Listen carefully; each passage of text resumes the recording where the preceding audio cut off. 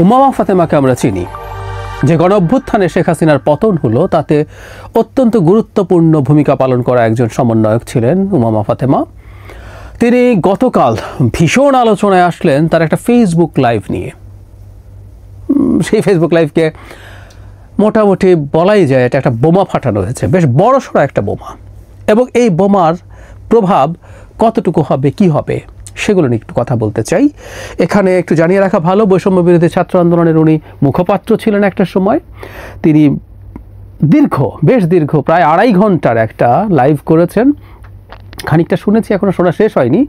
আমি আবারও শুনে এর মধ্যেও যদি আরও গুরুত্বপূর্ণ কিছু পাই সেটা নিয়ে কথা বলবো। কিন্তু প্রথম আলো তার এই লাইভ থেকে খুব গুরুত্বপূর্ণ কিছু জিনিস নিয়ে একটা রিপোর্ট করেছে, সেই রিপোর্টের অংশগুলো থেকে কিছু কথা বলতে চাই। এবং অবিশ্বাস্যভাবেই অনেকের কাছে মনে হতে পারে, মানে কেন্দ্রীয় নেতৃবৃন্দ বিশেষ করে ছাত্র উপদেষ্টারা এই যাবতীয় অনিয়মের ব্যাপারে ওয়াকিবহাল ছিলেন এবং তাদের প্রশ্রয়ই ঘটনাটা ঘটেছে এটা মনে হতে পারে। উমামা ঠিক সরাসরিভাবে বলেছেন তা না, তিনি কি বলেছেন আমি তারপর সেটার একটা ইন্টারপ্রিটেশন হাজির করতে চাই। উমামা বলছেন যে জুলাই একটা অনেক বড় অভিজ্ঞতা ছিল।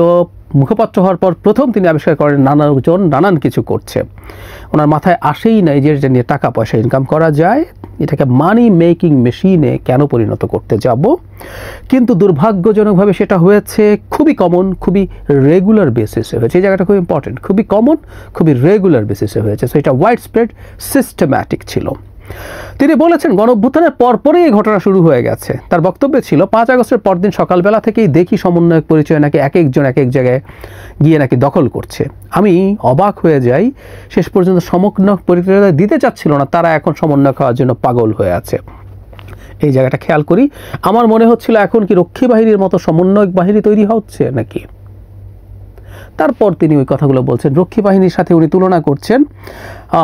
সেই তুলনা বা এই সমন্বয়ক না হোক, ছাত্রদেরকে জেনারেলি আমি অনেকবার আমার ভিডিওতে বলেছি, মাও যখন তার কালচারাল রেভলিউশন শুরু করেন উনি আসলে এর মাধ্যমে, এটার মুখোশ এটা ছিল, এর মাধ্যমে উনি আসলে দলে কোণঠাসা হয়ে পড়ছিলেন। তাই তিনি তার অবস্থান সুসংহত করা এবং যারা তার কর্তৃত্বকে চ্যালেঞ্জ করছিল তাদেরকে সাইজ করার জন্য এটা শুরু করেন। এবং রেড গার্ড নামে অনেক তরুণকে মাঠে নামিয়ে দেয়, তারা একটা এনার্কি তৈরি করে, যাকে ইচ্ছা তাকে চেক করা, যার বাসায় ইচ্ছা ঢোকা, সেখানে তাদের সেই ফিউডাল সময়ের কিছু পাওয়া যায় কিনা, তাদের বিপ্লবের সাথে কাউন্টার রেভলিউশনারি কিছু পাওয়া যায় কিনা, এসব বলে যে কোনো কিছু করার ক্ষমতা তাদেরকে দিয়ে দেওয়া হয়েছিল।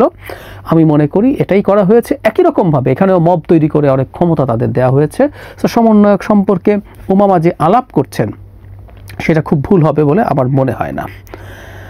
তিনি কিভাবে এটা করেছেন সেটা বললেন। তারপর আমি মূল জায়গাটায় আসবো যেখানে ছাত্র উপদেষ্টাদের প্রতি ভয়ঙ্কর অঙ্গুলি নির্দেশ আছে। এছাড়া তিনি 31 ডিসেম্বর যে ঘোষণাপত্রের কর্মসূচি ছিল সেটাও হঠাৎ জানানো হয়, তিনি জানতেন না। এসব নানান কারণে তার মধ্যে অসন্তোষ ছিল, বেরিয়ে আসতে চেয়েছেন, তারপর তাকে আবার রাখার চেষ্টা করা হয়েছিল। এখানে একটা প্রশ্ন কেউ করছেন, উমামা এতদিন কেন চুপ ছিলেন? কারণ উমামার এই কথাগুলো আমরা যদি খেয়াল করি, তিনি ফেব্রুয়ারির দ্বিতীয় সপ্তাহেই, মানে ফেব্রুয়ারিতে বেরিয়ে আসতে চেয়েছেন, দ্বিতীয় সপ্তাহেই তাকে আবার থাকার চেষ্টা করার কথা বলা হচ্ছিল। সো কেউ বলছেন তিনি যদি অনেক আগে বেরিয়ে এসে কথাগুলো বলতেন তাহলে অন্তত খানিকটা উপকার হতো।